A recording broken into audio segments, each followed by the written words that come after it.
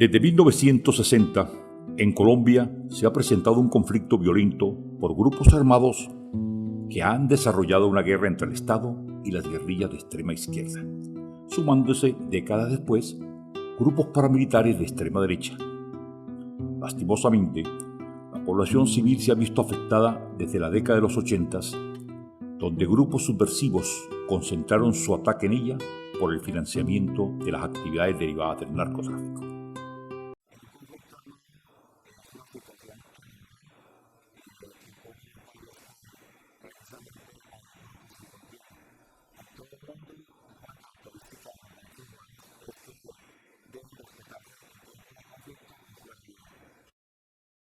Algunos historiadores afirman que las guerrillas en Colombia tienen sus orígenes en varios enfrentamientos internos acerca del modelo de Estado que debía adoptar el país para la década de 1940 y 1950.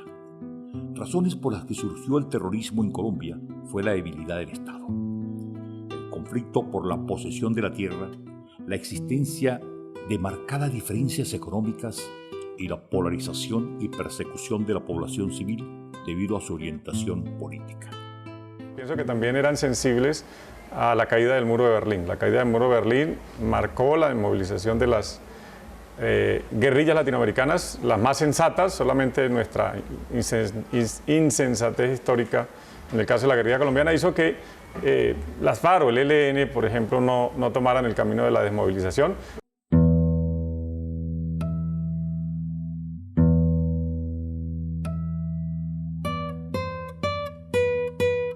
Una de estas guerras se presenta principalmente en la región del Catatumbo, norte de Santander, donde predomina el Ejército Popular de Liberación, EPL, una organización guerrillera colombiana de extrema izquierda que forma parte del conflicto armado interno de ideología marxista-leninista. Se fundó en febrero de 1967, luego de diálogos con el gobierno. En el año de 1991, el EPL firmó un acuerdo de paz que no fue completamente exitoso, ya que aún para este año existe una disidencia del grupo, sobre todo en el departamento de Norte de Santander.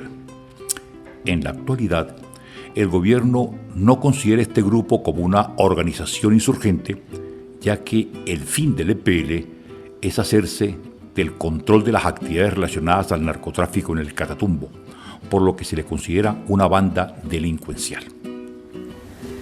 Personalmente, el conflicto armado a nosotros nos marca.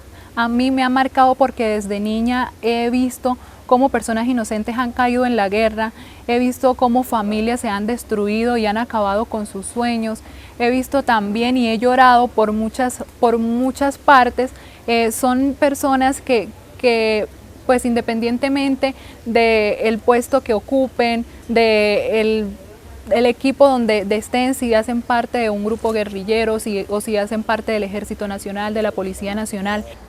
Pues porque si el Estado no está, otros llenan el espacio del Estado. O sea, el problema que hemos tenido nosotros históricamente en Colombia es que el Estado no ha controlado todo el territorio. Donde el Estado deja vacíos de control con su fuerza pública, sus organismos de justicia, sus herramientas, digamos, de política social, otros usurpan el papel del Estado. Es lo que pasa en el Catatumbo. El Catatumbo necesita control territorial, presencia del Estado y presencia también de la fuerza pública para eliminar competidores armados que intentan usurpar el papel del Estado.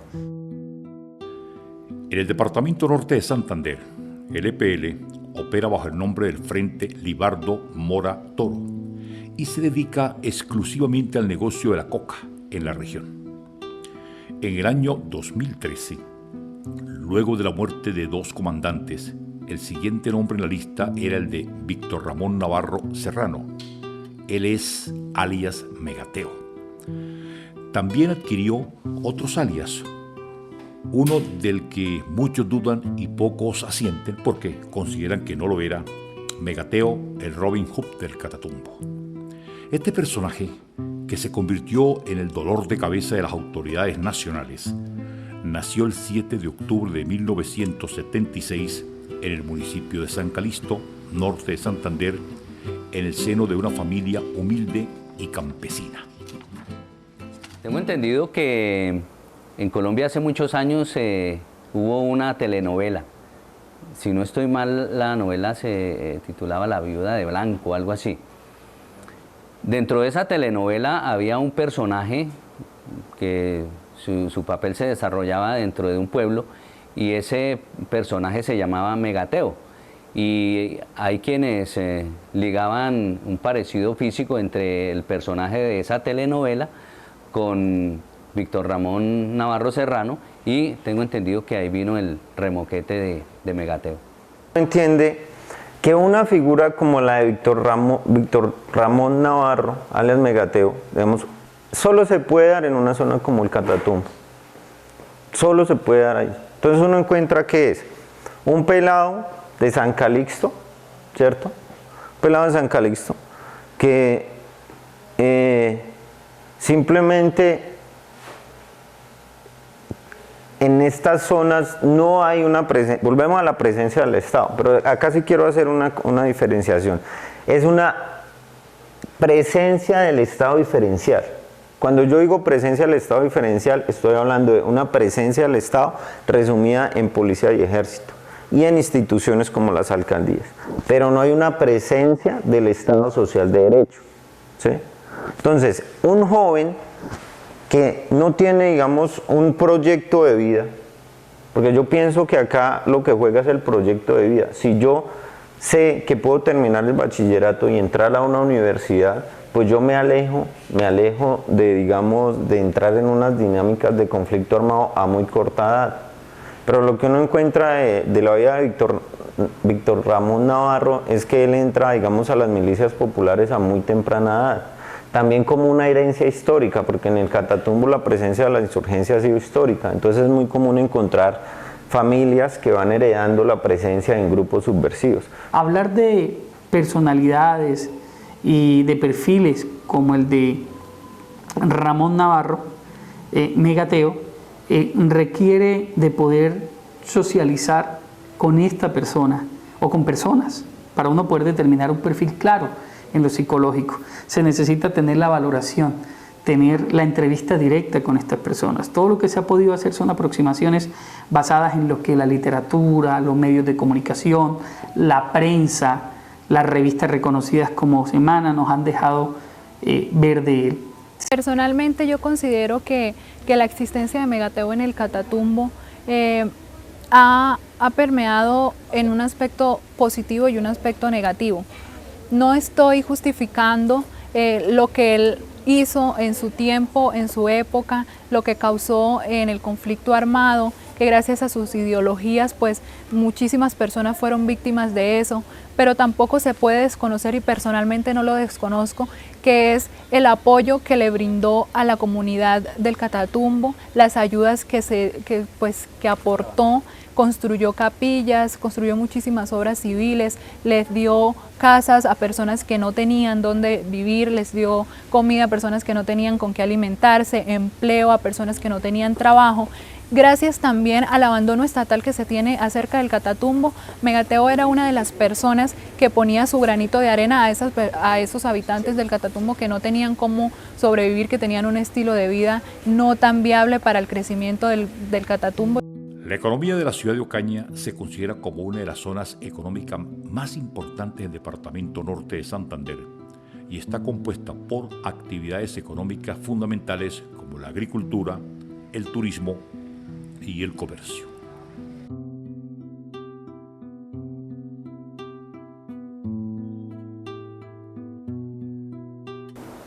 Por supuesto que sí hubo un impacto económico en la región. Hay dos momentos.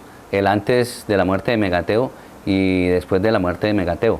Él tenía un control total, tenía una gran capacidad para controlar el negocio del narcotráfico con todos los grupos armados ilegales que se movían en ese momento. Hablo que estaba activo el accionar de las FARC, tenía negocios con el ELN, con el EPL, con carteles internacionales, y eso dinamizaba muchísimo la economía.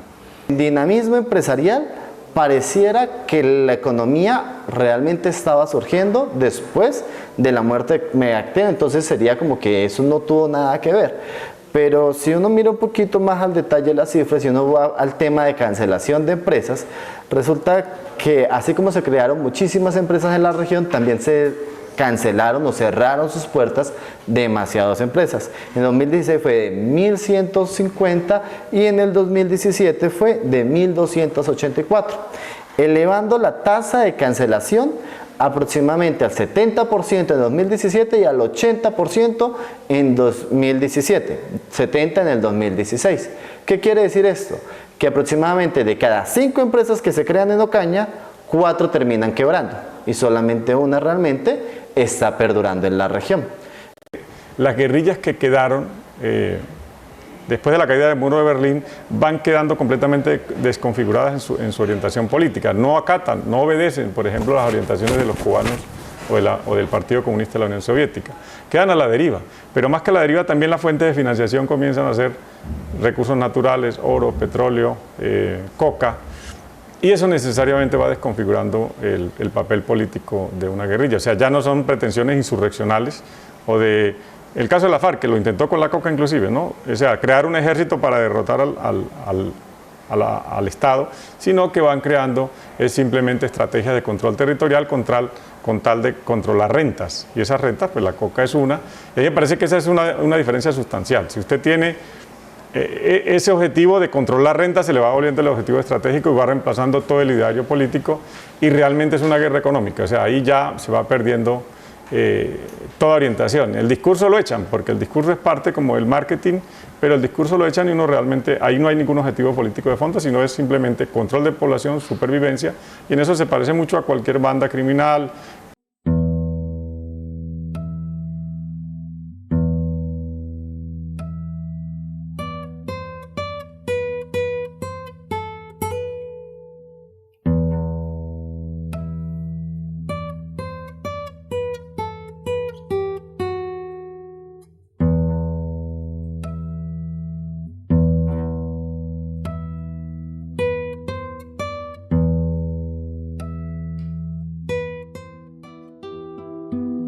Se entiende por cultura, en los grupos sociales, el conjunto de saberes, creencias y pautas de conducta, incluyendo los medios materiales que usan sus miembros para comunicarse entre sí y resolver necesidades de todo tipo.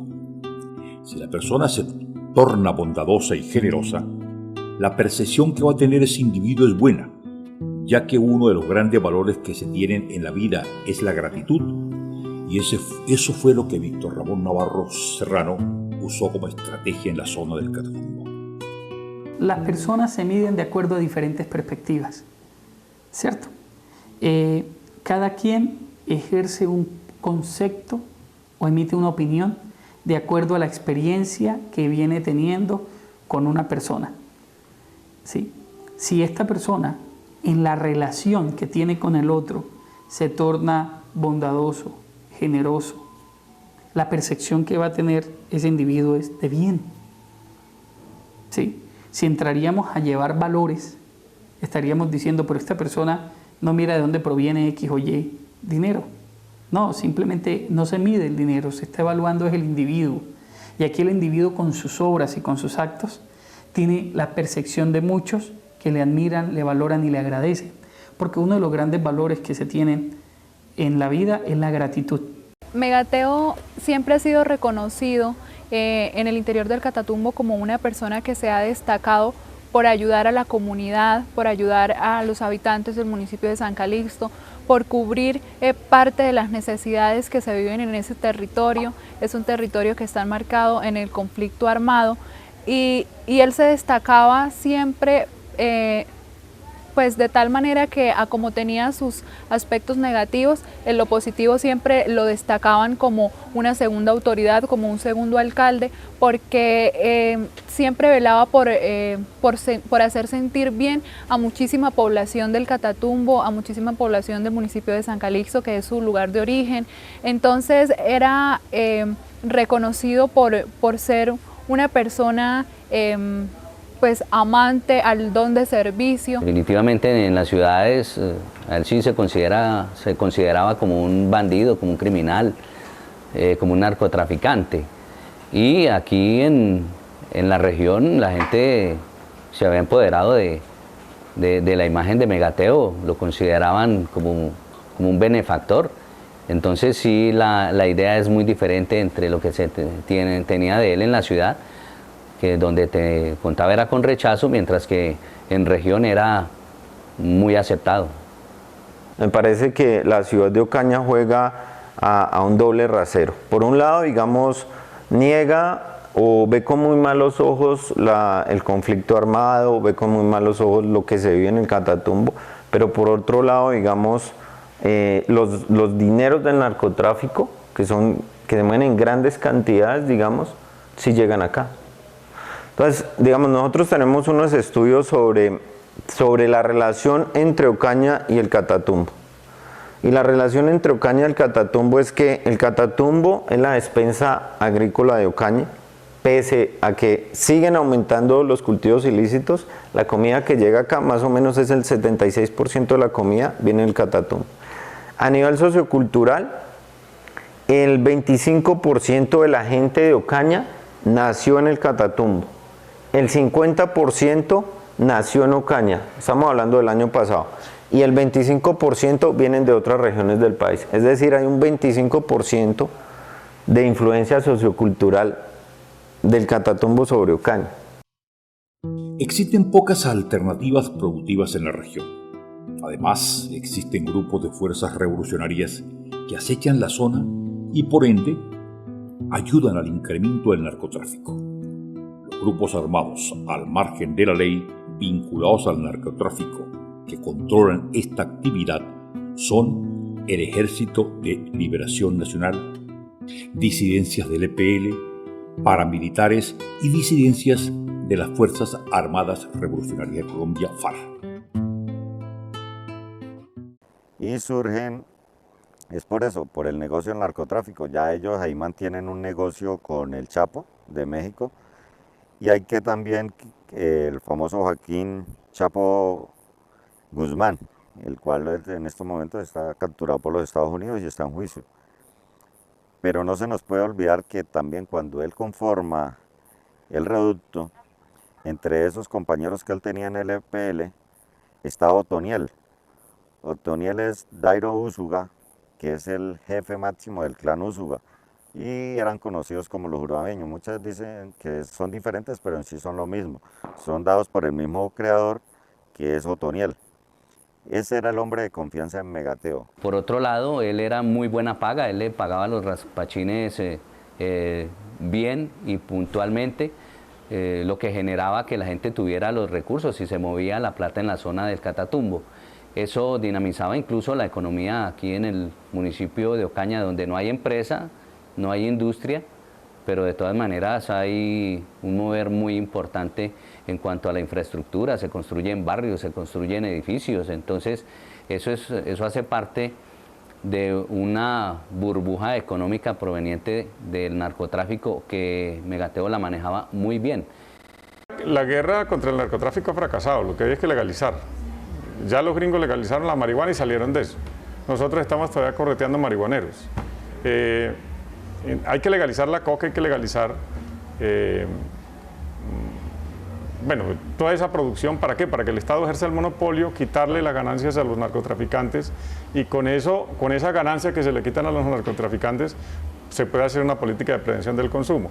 Y de esa manera se cortaría la fuente de recursos y de financiación de la guerra. El problema es que la guerra se está financiando con el narcotráfico y mientras haya narcotráfico se desmovilizan las FARC y quedan los otros. Se van a desmovilizar, por ejemplo, el ELN e inclusive el mismo EPL y va a quedar alguna banda criminal ejerciendo el control del narcotráfico.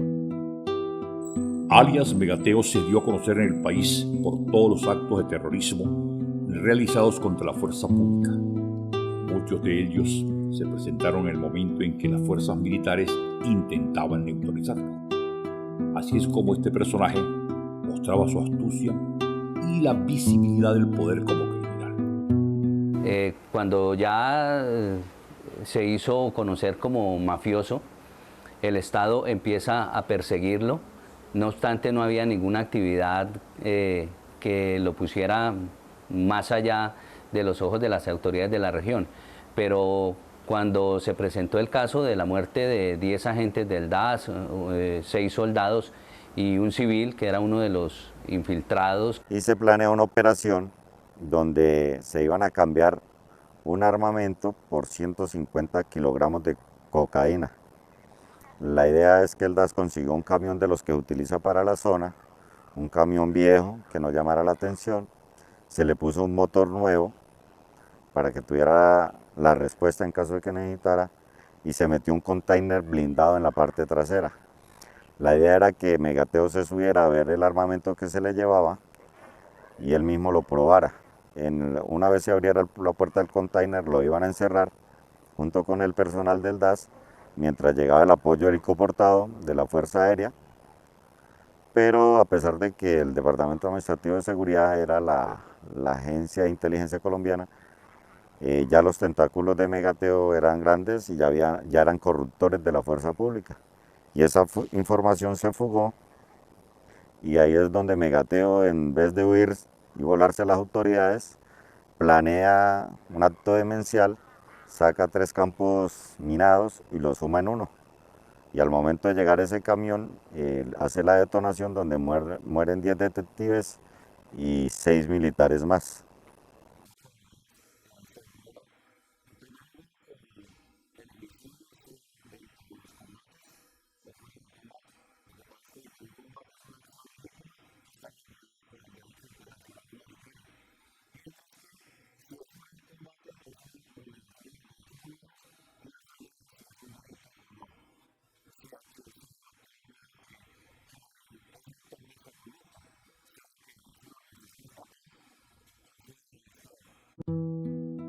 Los capos o narcotraficantes son reconocidos por sus ostentosidades, como el tener objetos bañados en oro, joyas, bienes, lujos, armas y mujeres.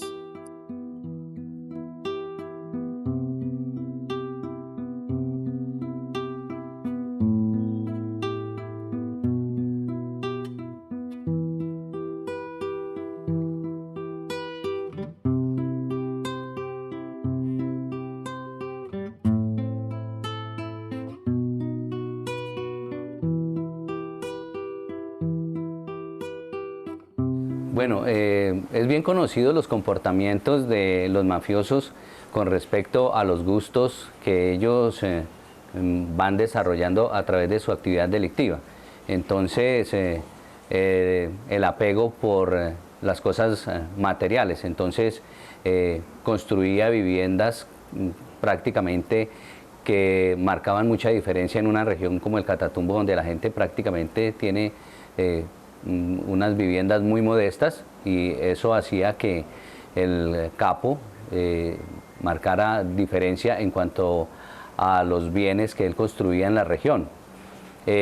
Por otro lado, también muy aferrado al comportamiento mafioso, el gusto por las mujeres, sobre todo cuando él las consideraba como su propiedad al tatuarlas. Los festines que armaba, donde el licor fino, igualmente todas las actividades que realizaba con los campesinos, donde se mostraba como benefactor, el gusto por las armas y también pues el manejo de dinero en efectivo, en grandes cantidades. Estos son comportamientos típicos que se le conocieron a los capos de la mafia en Colombia.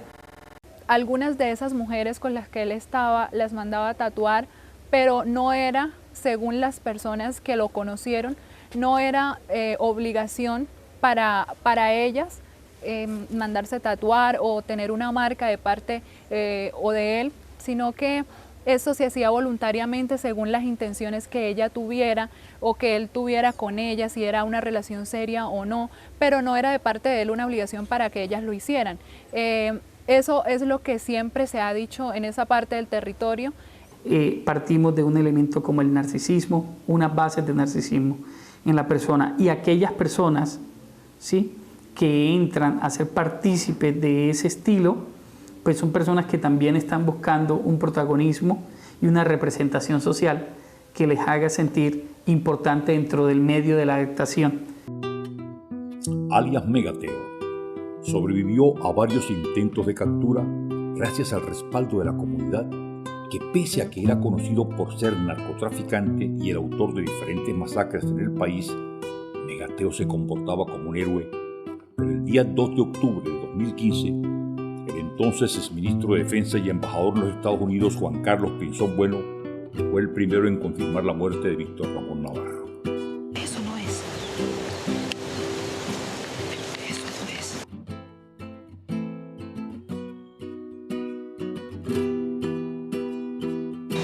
Dígame si eso no es. Bueno, yo tenía una fuente, una persona amiga que era familiar de uno de los miembros del anillo de seguridad de alias Megateo, una persona, pues, digámoslo que de mi entera confianza, y era quien periodísticamente me tenía informado de las actividades que se estaban realizando por parte de alias Megateo en la zona. Entonces, el día que lo mataron hacia las 12:30, 1 de la mañana, yo recibí una llamada de esa persona. Me dijo, mataron al mono. Yo enseguida le di credibilidad porque conocía de la cercanía de esa persona con alias Megateo. La operación que da de baja, pues son muchos los mitos. En el círculo de la inteligencia se manejan otras versiones distintas a las que maneja el gobierno nacional. En una se habla que se logró infiltrar o penetrar la organización, y cuando él iba a probar unos explosivos, la persona que los había armado se los detonó con el fin de cobrar la recompensa. Esa es una de las versiones que se maneja. Y hay otras versiones que dicen que él lo que hizo fue que negoció con el Departamento Antidrogas de los Estados Unidos su entrega debido a la cacería que le tenían y el valor de la recompensa, que son los $5 millones, y hizo una negociación y se entregó. Y pues se mató o se asesinó a otra persona. Debido a la dificultad de reconocimiento, pues iba a ser muy fácil crear el mito de que esta persona había sido asesinada. Después de la muerte de Megateo, se inició una disputa entre algunos de los que fueron su gente más cercana. Y esa disputa hace que la gente del Catatumbo y algunos cultivadores de coca entren en un proceso de desconfianza, porque no sabían a quién venderle la hoja de coca y desconocían si la persona que se las iba a comprar iba a pagar como lo hacía Megateo. Por consiguiente, esto detuvo la producción de alucinógeno y el dinero que éste producía. El conflicto armado en este momento en el Catatumbo ha sido muy notorio a nivel nacional e internacional, porque es una guerra que empieza desde marzo de 2018. Todo esto también influye mucho en la pérdida de ese personaje, porque era uno de las personas que comandaba este territorio, que les ponía reglas a los grupos armados o a su grupo armado, pero que los otros también respetaban.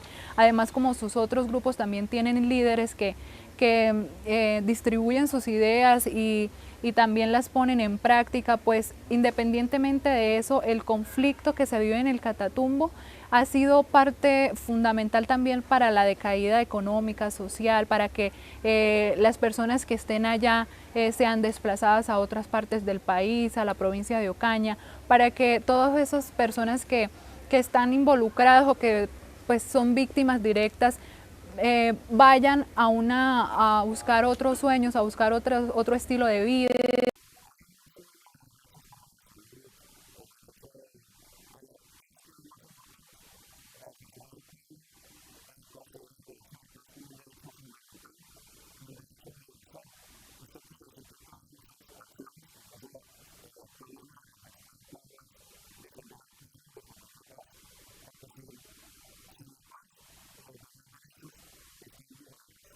Lo que hay que entender es allí un contexto de abandono estatal, donde llega una figura con mucho dinero que te empieza a ti a dar cosas y que tú estás en unos niveles de pobreza altísimos, ¿ah?